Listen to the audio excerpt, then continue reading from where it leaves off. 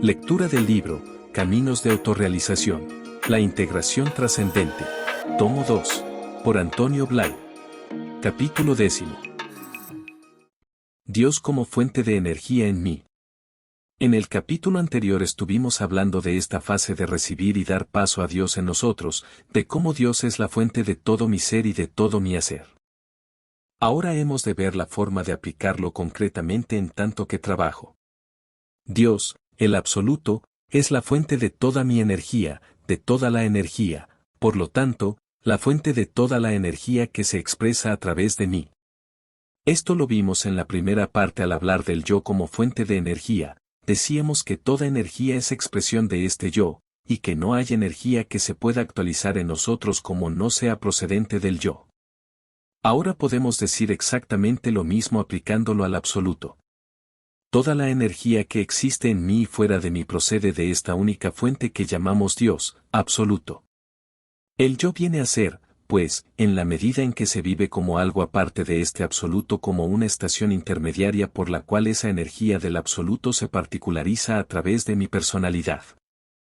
Al hablar de energía nos referimos a todo tipo de energía moral, por tanto eso que llamamos voluntad, energía física, o sea todos los procesos del cuerpo, tanto externos como internos, es decir, la salud, la fortaleza, el carácter, la perseverancia, la capacidad de esfuerzo. Todo esto procede de Dios, que es la única fuente. Sabemos también que la energía está en relación directa con nuestra conciencia de realidad y de seguridad. La energía es lo que nos proporciona a nosotros la conciencia de ser. Cuanta más energía vivo, más conciencia tengo de realidad, de potencia. A consecuencia de ello, podemos afirmar que la categoría intrínseca de una personalidad viene dada por la energía de la que la persona es consciente y la que maneja conscientemente. ¿Qué significa aplicar todo esto a la práctica?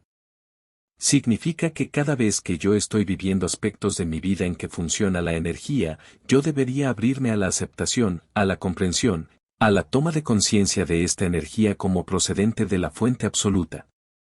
Cuando nosotros actuamos en la vida corriente, cuando no hemos trabajado en esta cultura interior, solemos estar situados en nuestra mente personal, en nuestro yo, idea, que es quien determina las acciones que vamos a ejecutar. Cuando estoy enfadado, me sitúo al nivel afectivo, vital, agresivo.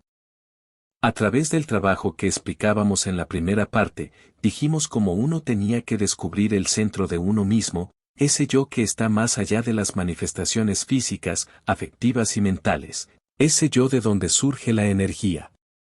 Decimos ahora, hemos de ampliar nuestra conciencia abriéndonos al circuito completo de esa energía. No hemos de estar gravitando solo en la conciencia del yo, sino que hemos de trasladar esa conciencia, ese centro de gravedad, ese punto de apoyo en el que hemos aprendido a vivir, desde el yo a Dios, es decir, a ese lugar donde intuimos, donde situamos lo superior. Entonces, si nosotros intuimos que Dios está por encima, por arriba, hemos de aprender a visualizar la energía descendiendo desde arriba, pasando por esa conciencia de yo, y saliendo al exterior en forma de movimiento físico, en forma de energía psicológica o en cualquier forma en que se expresa. Se trata, pues, de aprender a situarse arriba, y, desde arriba, seguir con nuestra mente visualizadora el trayecto, Dios, yo, acción. En la vida natural tenemos la experiencia de los árboles, por ejemplo, que se están nutriendo del suelo y cuya fuerza y vitalidad les viene de abajo y va subiendo y alcanzando las extremidades de las ramas y las hojas. Pues bien, el trabajo espiritual, en este sentido de realización trascendente, exige descubrir que, además de nuestras raíces, podríamos decir, materiales, que están abajo, como ocurre con todo lo material, tenemos la raíz de lo espiritual que está arriba. Entonces se produce en nosotros una inversión de polaridad, gracias a la cual yo dejo de estar pendiente únicamente de abajo, del suelo, de la tierra, de la fuerza de la gravedad, y aprendo a nutrirme de las raíces que están arriba, que están en el cielo de la fuerza del espíritu, de la fuerza de la gracia. Este es el trabajo que nosotros podemos aprender a hacer, visualizar cómo la energía desciende de arriba, pasa por lo que yo llamo yo y se expresa en la acción. Decíamos anteriormente, yo, todo yo integrado, he de aprender a proyectarme hacia Dios. Se trataba del movimiento de su vida, yo como energía, yo con mi conciencia, yo con mi afecto, yo con mi inteligencia, todo yo me proyecto hacia arriba. Ahora se trata aquí del proceso exactamente inverso, yo que trato de situarme arriba, por lo menos de dirigir allí mi intuición y mi visualización. Visualizar, imaginar cómo la energía procede de arriba y penetra dentro de mí a través de la columna vertebral, más o menos, y de qué modo actualizar más un centro que llamo yo, y cómo de ahí sale al exterior a través del conducto correspondiente, físico, afectivo o mental. Es el proceso inverso. Por una parte soy yo que me dirijo arriba, pero también de arriba me viene la fuerza que me permite actuar.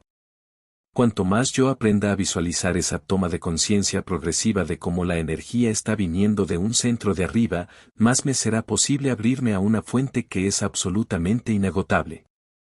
Y esto de un modo experimental. Nuestra fuerza que viene de abajo tiene su circuito delimitado.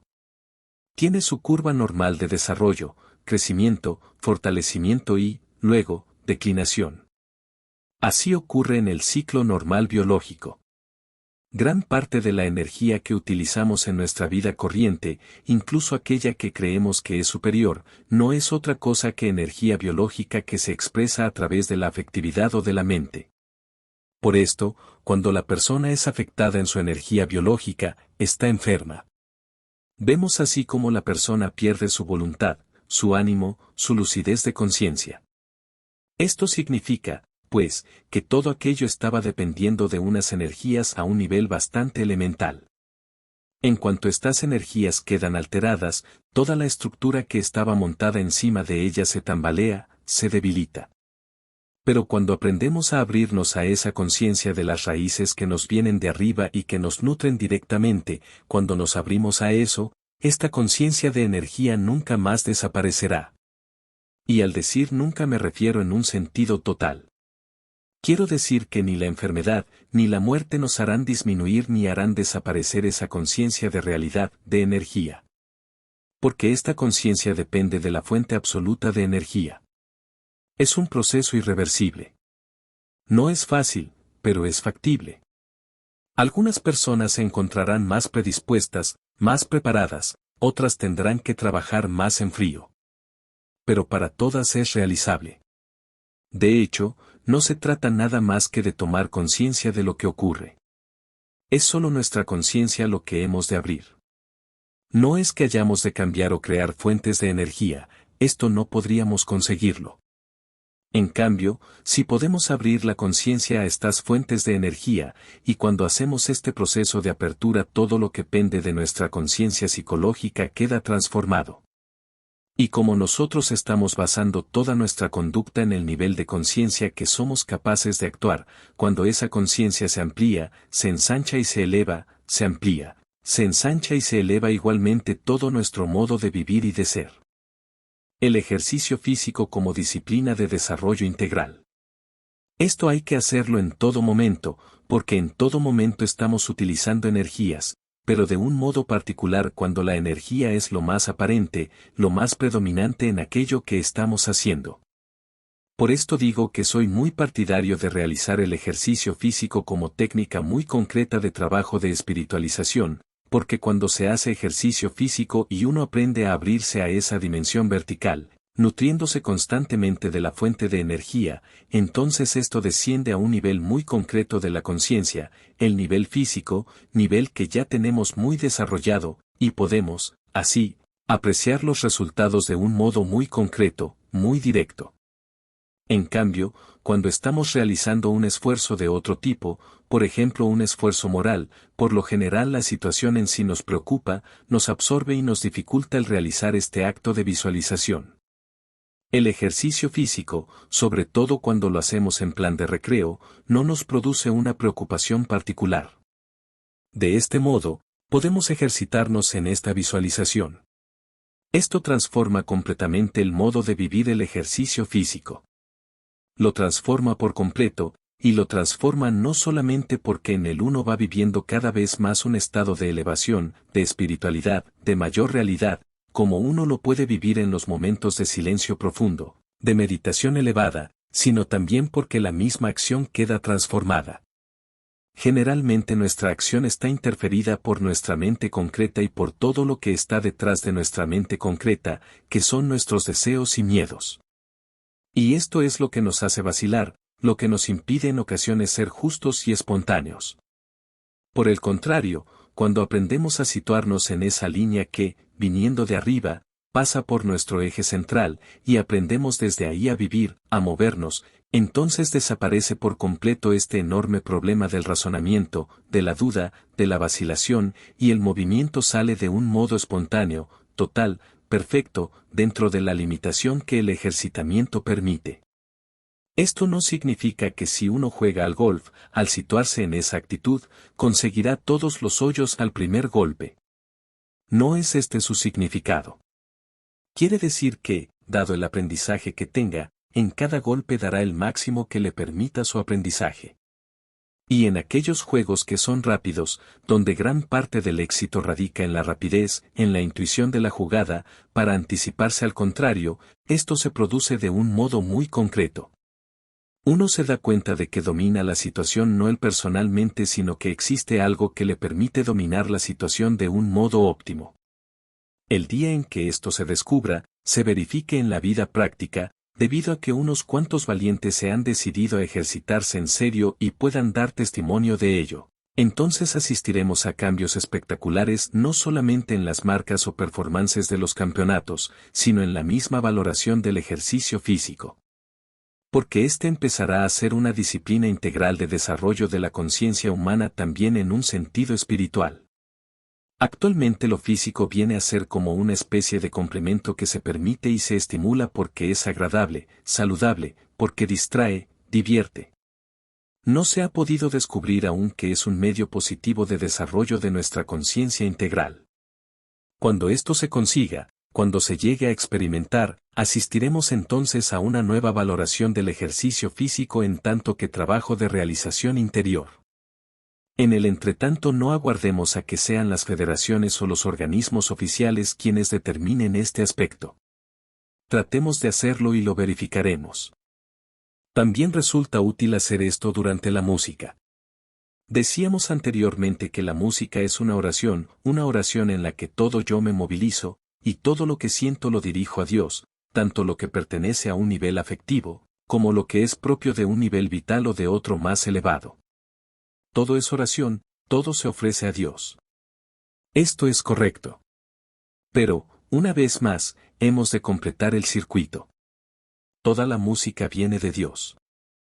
Por lo tanto, el impacto de la música me viene de Dios, me moviliza dentro de mí, y es esta expresión de Dios en mí lo que permite que yo me exprese al exterior y que esta expresión sea, a su vez, una expresión hacia Dios. Así encontramos el circuito completo, Dios que es la fuente dinámica, actual, en cada instante, de todo cuanto existe, y todo aquello que existe que revierte otra vez hacia Dios, que tiende a su origen. Por tanto, cada vez que damos una vuelta completa a este circuito está ascendiendo nuestra conciencia. Vemos aquí la ley dinámica del crecimiento. Cuanto más yo me expreso hacia Dios, más me vacío, y, por tanto, más disponible quedo para que lo superior me llene. Cuanto más me llena lo superior, más mi expresión hacia Dios será superior, sincera, profunda, de calidad. Y cuanto más todo yo lo entregue todo, otra vez vendrá nuevamente más disponibilidad para recibir esta expresión de Dios en mí, a través de todos los niveles. Así se va produciendo un circuito de trabajo de purificación, de sublimización de todos los niveles de la personalidad en ese circuito dinámico completo. Esto no es nada más que, en pequeño, lo que ocurre en la vida. Toda la vida, toda existencia no es nada más que esto. Y es curioso, porque aquellos que conocen algo de teología descubrirán, en este aspecto, algo de lo que estudiaron, quizás, en relación con las cosas concretas, es esta concreción de las personas dentro de la Trinidad. Como Dios tiene una conciencia de sí, como este conocimiento produce una reacción de atracción, de felicidad, de amor en sí. Como este proceso que va constantemente de Dios a Dios, en Dios, es el mismo que se está expresando en la creación, en la manifestación. Dios que se expresa a través de la creación, a través del Verbo, y el Verbo que tiende a sublimar, a redimir, a devolver todas las cosas otra vez a Dios. Es exactamente el mismo dinamismo. Este mismo dinamismo que ocurre en Dios, que ocurre en la creación, es el secreto de nuestro ascenso interior, de nuestra evolución, de nuestra realización espiritual. Y depende de nosotros el que podamos abrirnos a ella y hacer que lo que ya está ocurriendo, en virtud de la ley general, lo convirtamos en algo personal, en algo vivido. Porque entonces se acelera esta dimensión vertical de la conciencia, que tiene que evolucionar al margen, o paralelamente, a lo que es la evolución, en el sentido horizontal, de todo cuanto existe. Y esta evolución de la conciencia no puede tener lugar sin nuestra apertura, sin nuestra colaboración, sin nuestra entrega total. Por eso, es ahí donde nosotros podemos hacer algo. Cuanto más aprendemos a hacer, a descubrir este proceso, a colaborar activamente en él, más veremos cambiada nuestra vida, más veremos cómo nuestra capacidad de conciencia, nuestra capacidad de hacer, el resultado concreto de las cosas, se van transfigurando. Dios como fuente de felicidad. Lo mismo ocurre en Dios como fuente de felicidad y como fuente de belleza. Esto quiere decir que toda forma de felicidad, todo aspecto de belleza o de amor, absolutamente todo, es expresión de Dios. Porque Dios es la felicidad absoluta, la única, la total, y toda la que hay es expresión de ella. Por lo tanto, toda felicidad, toda alegría, toda belleza está procediendo de la misma fuente. Mi trabajo consiste en que yo aprenda a abrirme a esta fuente de belleza, que yo aprenda a ver, en esta belleza que aparece durante un instante, la expresión de esa belleza absoluta. Aquello mismo que ocurría con la energía en mí debe y puede ocurrir igual con la belleza, con la felicidad, con la alegría en mí. Cuanto más sea capaz de abrirme a la alegría, a la belleza, al gozo, a la felicidad, más estoy dando paso libre a Dios en mí.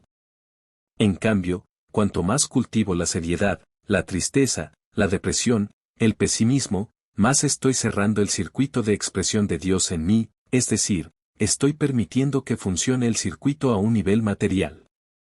Porque es el nivel material el que produce la depresión cuando se vive a un nivel superior. Por eso, la depresión viene siempre de abajo y la alegría procede siempre de arriba. La depresión no es otra cosa que el peso de la materia, que se rige por una ley de cohesión, de permanencia, por una gran dificultad hacia el cambio. Es la gravedad. Cuando dejamos que esto invada nuestra mente consciente, nuestro campo físico entonces quiere petrificarlo todo, quiere convertirlo todo en un mineral. En cambio, el espíritu es algo eminentemente centrífugo, dinámico, expansivo. Esta es la ley en ese nivel superior. Por lo tanto, toda seriedad, toda depresión, toda preocupación, cualquiera que sea la forma que adopten estos rasgos negativos, son solamente un indicio de que nos dejamos llevar por nuestra gravedad elemental y de que no permitimos expresar aquello que es realmente Dios en nosotros. La expresión de Dios en nosotros se ha de conocer porque inevitablemente insufla alegría, gozo, paz, seguridad interior. En cuanto esto no existe, son inútiles las palabras, los alientos, las propagandas que se puedan realizar al respecto. Esto no está. Y esta alegría que viene de arriba es distinta de aquellas alegrías que vienen de nuestro nivel afectivo. En cada ocasión en que nuestro nivel afectivo personal consigue lo que está deseando, se produce alegría, la satisfacción del placer de comer, del placer sexual, de los distintos placeres produce alegría. Sin embargo, estas son alegrías fundamentalmente distintas de la alegría que procede de arriba. Yo he de aprender a abrirme a Dios como fuente de alegría. He de aprender a expresar más y más esta alegría como procedente de Dios, y he de aprender a expresar más y más este gozo como procedente de Dios. Este gozo y esta felicidad no dependen en absoluto del exterior. El nivel afectivo personal está siempre dependiendo del nivel exterior, de que se satisfagan unos deseos. Esta es su ley normal, correcta en el mundo de la dualidad, en el mundo del nivel afectivo. En cambio, lo de arriba, como ya es de por sí, como no depende de otra cosa, es por naturaleza alegría, una alegría serena, enorme, inmensa. Y esto es totalmente independiente de si yo estoy bien o mal de salud, de si las cosas me van bien o de si he tenido disgustos familiares. Esta es completamente independiente de que uno tenga una enfermedad. Puede estar sufriendo y pasándolo muy mal en el nivel correspondiente al cuerpo y, en cambio, interiormente, pasarlo estupendamente en ese estado de felicidad. Y esto es perfectamente posible. Es posible incluso que nuestro nivel personal siga teniendo un matiz de añoranza o de tristeza, porque esté todavía apegado a muchas cosas, y, no obstante, interiormente uno viva una gran felicidad. Hasta que llega el momento en que uno está tan centrado que ni siquiera lo otro asoma a la cabeza o se proyecta como sombra para empañar esta felicidad. Por lo tanto, aprendamos a vivir cada estado positivo como procedente de Dios, visualizando, una vez más, que viene de arriba como una especie de luz alegre, bulliciosa, que está expresándose a través de nosotros, a través del corazón, de un modo sutil, pero alegre, feliz. Aquí también la música ha de servirnos como un medio para trabajar ese desarrollo, esa visualización de conciencia. La música nos sirve, sobre todo, para expresar estados afectivos. Todo estado afectivo no es otra cosa que esa expresión de gozo, de felicidad, de alegría, de amor, que es Dios. Aprendamos, pues, a vivir todos los estados afectivos como procedentes de Dios. Veremos entonces que desaparecen por completo todos los estados negativos. Cuando aprenda a situarme arriba, veré la música como procedente de arriba, y de qué manera la felicidad. La expresión que esta música está despertando me viene de arriba y se expresa a través mío procedente de Dios y dirigiéndose hacia el mundo y hacia Dios en expresión libre, total, plena. Veremos entonces que este goce y felicidad van creciendo en nosotros, simplemente porque les damos paso. ¿Por qué nosotros vivimos generalmente con caras tan serias y preocupadas? Porque estamos en la cárcel del yo-idea. Estamos constantemente tras los barrotes de ese yo-idea que nos está diciendo que yo no tengo eso que deseo tener, que yo no soy eso que quisiera ser, que la gente no se preocupa de mí o no hace lo que yo considero justicia. Estoy viviendo siempre en función de los otros, nunca viviendo directamente la cosa en sí, la realidad en sí. Si yo aprendiera a vivir mi realidad y mi yo abierto a la fuente absoluta que es Dios, entonces toda la tristeza, toda la depresión, todos los conflictos desaparecerían. Viviría las situaciones de la vida y quizá tendría que esforzarme y luchar, pero nunca viviría eso como un conflicto, sino como expresión cada vez más plena de la realidad. Dios como fuente de sabiduría. También, en la tercera vertiente, Dios es la fuente de toda verdad, Dios es la verdad. La verdad quiere decir que es la razón de ser de todo lo que existe, lo que hace que todo lo que existe sea, que sea tal como es y que esté funcionando tal como funciona. Esta inteligencia creadora que hace que todo esté funcionando de una forma determinada es el conocimiento perfecto, total, adecuado de la cosa. Es también lo que está haciendo que yo exista, que yo sea tal como soy y que funcione tal como funciono. Es la verdad que me hace ser tal como soy, esa es mi verdad, la imagen, la idea que Dios está haciendo de mí. Cuando yo quiero conocer la verdad de algo, estoy tratando solamente de conocer un aspecto más de esa única verdad. Toda verdad procede solamente de Dios. Toda verdad, incluso la verdad de un argumento de novela policíaca, absolutamente todo. Entonces, cuando yo comprendo esto me doy cuenta de que estoy en un error al querer descubrir la verdad solo mirando el objeto, solamente considerando los datos. Si toda la verdad es una expresión de la única verdad que es Dios, y esa única verdad se expresa a través de mí, todo lo que yo soy capaz de conocer, de aprender, de descubrir es aquello que Dios expresa a través de mí, en tanto que verdad, en tanto que inteligencia creadora. Así, pues, nunca he de buscar la verdad en el objeto, sino solamente en Dios a través de mí. Toda la verdad que yo pueda llegar a descubrir, desde la verdad que acabo de explicar hasta la verdad más metafísica que pueda imaginar, nunca es una verdad que me haya proporcionado una regla matemática, ni un tratado o un sermón, sino que se ha producido mediante una evidencia que ha aparecido en mí. Nadie ni nada me han dado nada. Lo de fuera lo ha provocado, lo de fuera ha actuado a modo de estímulo. Pero la verdad, el descubrimiento de la verdad, es una cosa que se ha revelado en mí. De ahí que decimos que Dios es la única verdad, toda verdad posible. Por los otros solamente me puede venir la intuición de esta verdad que es Dios en mí. No existe para mí ningún otro modo de conocer cualquier tipo de verdad. Ni siquiera el conocimiento sensitivo. Ahora bien, esta verdad que se expresa a través de mí yo necesito particularizarla, adecuarla a unos modos determinados. Y esos modos determinados son las percepciones concretas, las demandas concretas que cada situación me está planteando. En un momento dado, yo quiero ganar más dinero y he de resolver este problema. Pero la verdad de esto, la solución, solamente me puede venir de la única verdad. Sin embargo, para que yo encuentre la verdad de esto es preciso que mantenga, simultáneamente, esto que es mi demanda junto con mi sintonía con Dios. Entonces me vendrá la verdad relativa a esto. Porque la verdad relativa a esto no es más que la única verdad, vivida en función de unos datos determinados. Yo necesito el exterior porque es lo exterior lo que me está provocando estímulos. La verdad que busco es la verdad referida a aquellas cosas. Pero la verdad de esas cosas, precisamente de esas cosas y no de otras, solamente me puede venir de la única verdad. Ahora bien, la verdad de estas cosas se producirá en mí cuando yo mantenga en mi conciencia, a la vez, los datos de aquello y la apertura a Dios.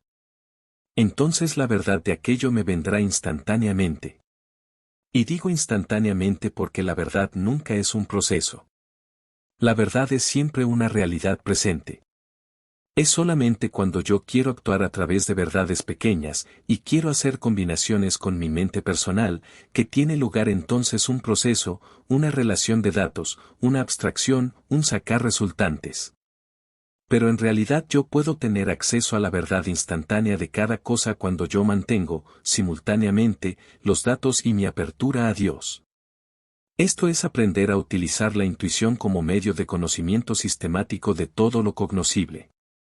Pero la intuición no se alcanza flotando en el aire. La intuición necesita unos datos concretos.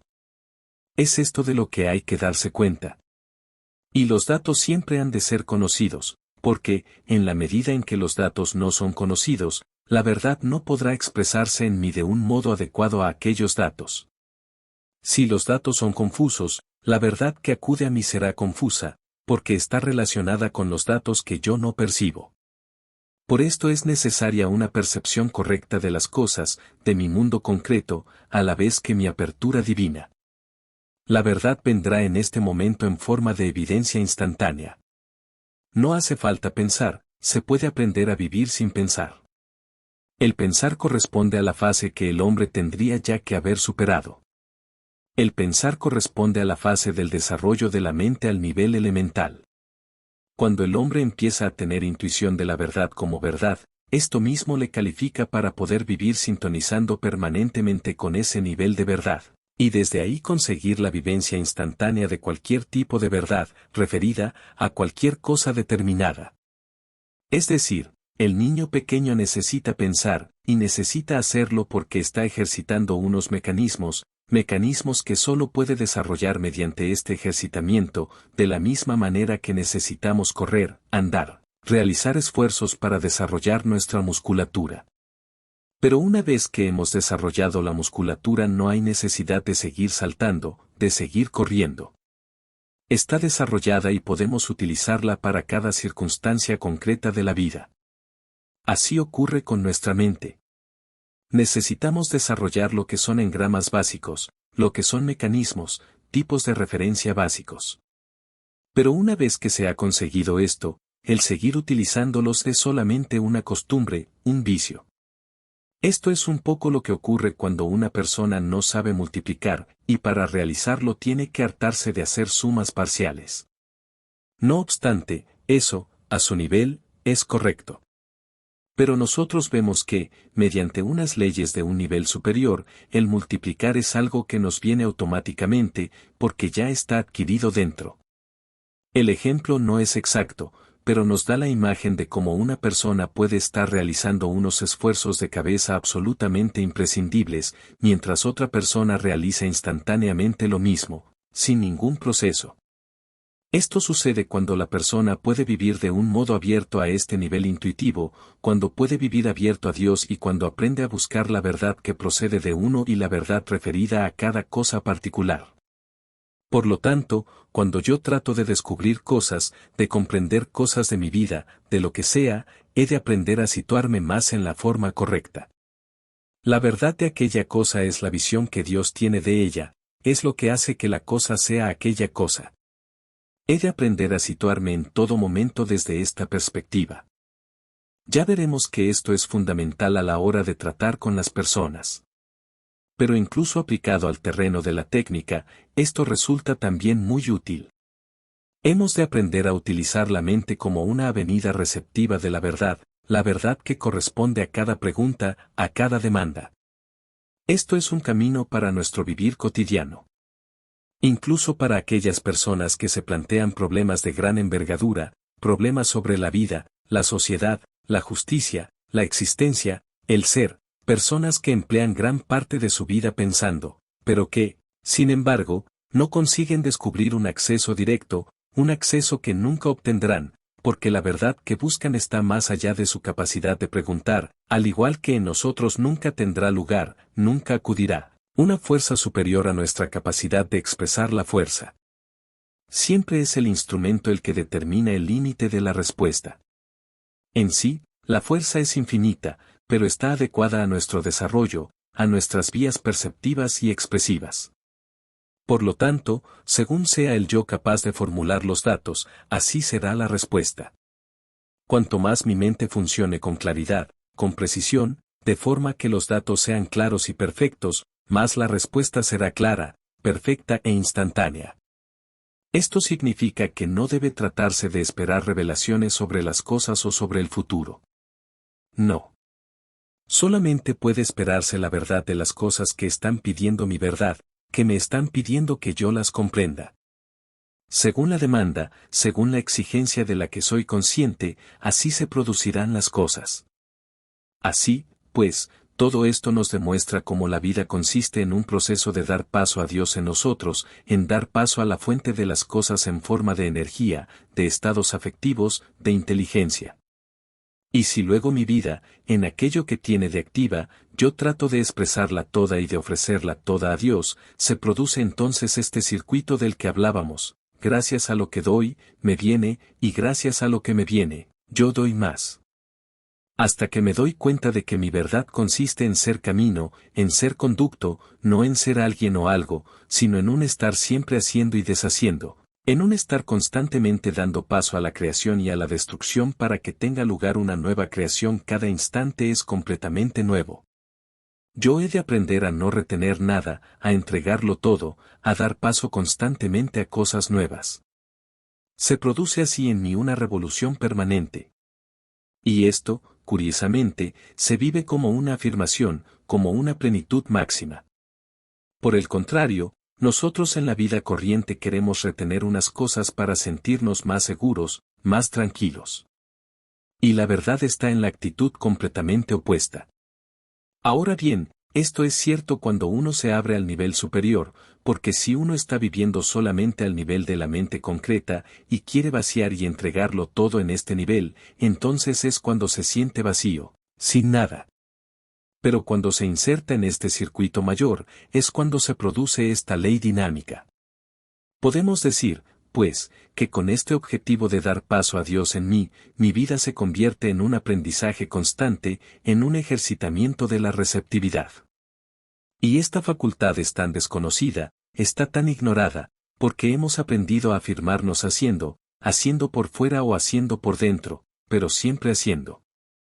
Y cuanto más hacemos, más estamos aportando a nuestro yo personal. Por esto, solo cuando aprendo a recibir de arriba, es cuando mi yo personal queda en silencio, y solo cuando yo consigo recibir y dar, con mi yo en silencio, es cuando este yo se va deshaciendo, va dejando de ser. Al no ejercitarlo, no se fortalece, no se perpetúa, y, simplemente, se va deshaciendo, porque ya no tiene una utilidad funcional.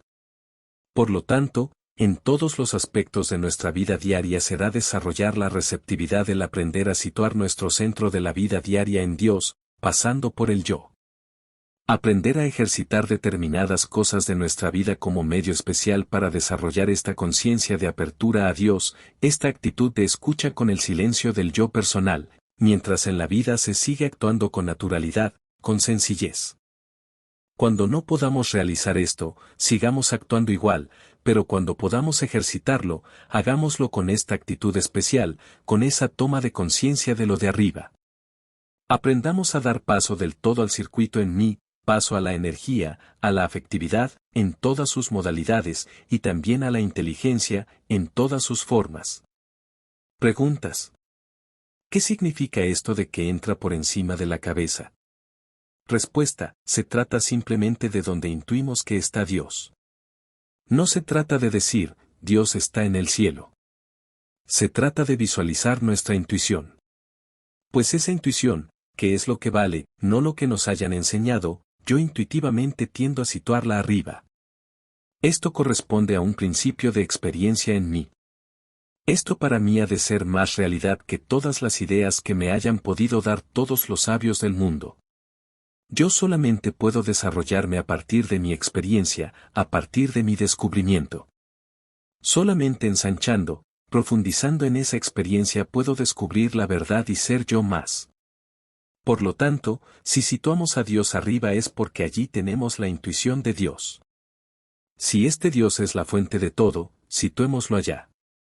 Lo que ocurre es que con este Dios únicamente habíamos establecido un lenguaje muy elemental, muy simplista, y oh, qué bueno eres, te amo mucho. Nos habían enseñado que a Dios había que decirle esto y nada más. Esto es falso. Dios es un Dios de todo, absolutamente, de esto que estoy hablando, del chiste que estoy haciendo, de todo. Aprendamos a descubrir que Dios es el Dios de cada instante, de cada acción, de cada situación, de todo lo que vivimos. Así, pues, ¿esta energía se traduce en descubrimiento de la verdad? Respuesta. Se llega al descubrimiento de una energía que es exhaustiva. Si yo estoy atento a la energía, desarrollo mi conciencia de energía, si yo presto mi atención para entender y comprender las cosas, desarrollo mi capacidad intelectual, si yo desarrollo mi conciencia de la alegría, del placer, de la felicidad, del amor y de la belleza, es eso precisamente lo que estoy desarrollando. Solamente se desarrolla aquello que ejercito. Este funcionamiento constante de lo superior sobre la personalidad no le quita nada al aspecto divino. Nadie puede iluminarse por sí mismo. La iluminación se produce gracias a la luz. Ahora bien, el hecho de intuir que existe la luz, o de desear la luz, es ya el efecto de la luz que se va infiltrando en nuestra mente, en nuestra conciencia. En este sentido podemos hablar de una acción de arriba a abajo, de una acción de la gracia. En la medida en que yo responda a esto, no solo en virtud de un perfeccionamiento moral, sino gracias a una sintonía de mi mente, de mi conciencia, de mi receptividad, esto permite que esta conciencia vaya integrando lo superior con lo inferior. ¿Por qué esta sintonización con lo divino puede producirse instantáneamente en unos casos y en otros no? Respuesta. Creo que a esto puede darse varias respuestas. Es normal, en estos casos, decir que ello se debe a que una persona está más preparada que otra por su karma, es decir, por la vida en reencarnaciones anteriores, y que, en cambio, otra persona no está suficientemente madura, y necesita, por tanto, trabajar más desde el comienzo y realizar un mayor esfuerzo. Pero esto no es así. Hay una acción especial que toma la iniciativa arriba, y que a veces puede no tener nada que ver con las líneas kármicas de la persona. Esto es algo que generalmente se ignora.